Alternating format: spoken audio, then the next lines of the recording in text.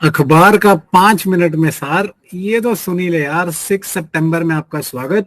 तो कल का सवाल था बजट कितना है जी आदित्य एल1 का, बजट कितना है? आंसर था इसका 400 करोड़।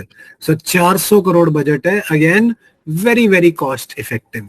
सो आज आपको बताना है where was the launch of Aditya L one spacecraft conducted. कहां से लॉन्च किया गया था Aditya L one spacecraft? Baikonur cosmodrome, Satish Dhawan centre, Kennedy space centre या French Guiana? Tell me in the comment section कहां से लॉन्च हुआ है। राइट, देन फैक्ट्स रेलेवेंट जी।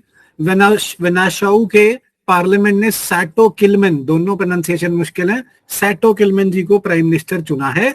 दूसरे व पिछले वाले के खिलाफ नो कॉन्फिडेंस मोशन हो गया था। देन आरोग्य मैत्री क्यूब, आरोग्य मैत्री क्यूब, इंडिया ने दुनिया का फर्स्ट मोबाइल हॉस्पिटल लॉन्च किया है under project Bhishm. Bhishm is Bharat health initiative for Sahyog Hita and मैत्री।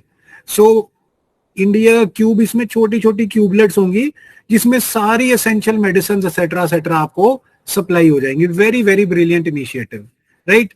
देन 20th एशियन समिट और 18th ईस्ट एशिया समिट 2023 में कौन सा हो रहा है? 20th Asian, 18th east Asia. इसके लिए ये जकार्ता में, इंडोनेशिया के कैपिटल में हो रहा है। इसके लिए मोदी जी वहां गए हुए हैं। So remember the place and the number.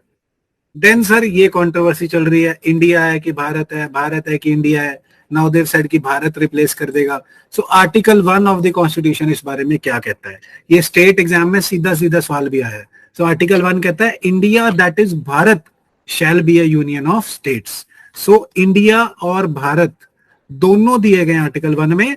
इसी को पार्लियामेंट भी सपोर्ट करता है और सुप्रीम कोर्ट ने भी बोला है कि इन्हें ऑल्टरनेटिवली यूज करा जा सकता है। सो इंडिया क्या है? India that is Bharat shall be a union of states. And कौन सी स्टेट्स एंड यूनियन टेरिटरीज? जो फर्स्ट शेड्यूल में, फर्स्ट शेड्यूल जो लिस्ट लगी होती है कॉन्स्टिट्यूशन के बाद, फर्स्ट शेड्यूल में स्पेसिफाइड है, राइट। सो देन एक और brilliant article, the brilliance the eloquence of C Raja Mohan ji. इन्होंने आज बोला है कि पोस्ट कोल्ड वॉर का जो मल्टीलेटरलिज्म है वो फेड हो रहा है। क्यों फेड हो रहा है जी? पीक पे क्यों नहीं है? बिकॉज यूरोप में क्या प्रॉब्लम चल रही है? रशिया और यूक्रेन की वॉर चल रही है। सो अगेन मल्टीलेटरलिज्म खत्म है, वहां पे काफी कम है। एशिया में क्या हो रहा है? चाइना जो मल्टीलेटरलिज्म कर रहा था यूएस के साथ मिलके, अब कई सालों से यूनिपोलैरिटी चाह रहा है एशिया में, एशिया को अपना बैकयार्ड बनाना चाह रहा है, राइट। सो यूरोप में प्रॉब्लम, एशिया में प्रॉब्लम, एंड रीजनल ऑर्गेनाइजेशन सारी दुनिया में बहुत सारी आ रही हैं, फॉर एग्जांपल क्वाड और बहुत सारे एग्जांपल्स हैं।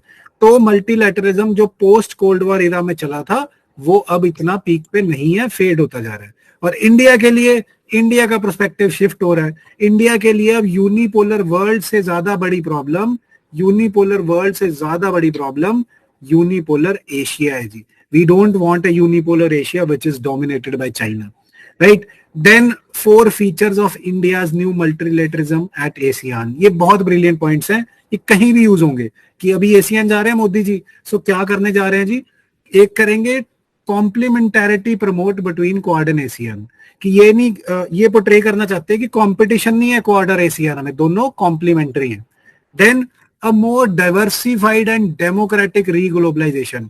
इस कीवर्ड को तो रट्टा लगा लो भाई, बहुत काम आने वाला है। ये जयशंकर साहब ने बोला था that reglobalisation should be more diversified and democratic. Then assuring collective solutions and multilateralism and becoming the leader of global south। ये दो बातें प्लीज ध्यान रखना, more diversified and democratic reglobalization and becoming the leader or the voice of the global south, right।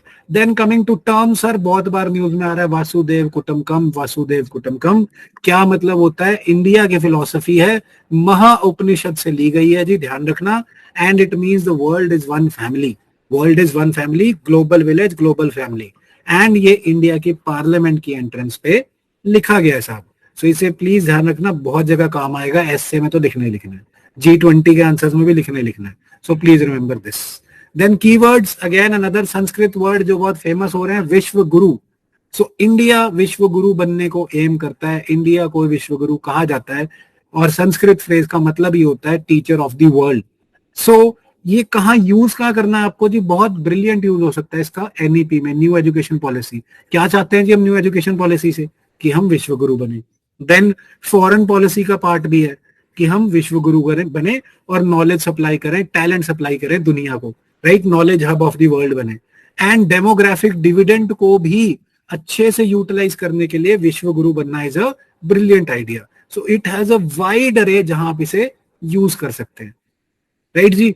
So this is it for the day. अखबार का 5 minute में सार, ये तो सुनी ले यार। Thank you so much.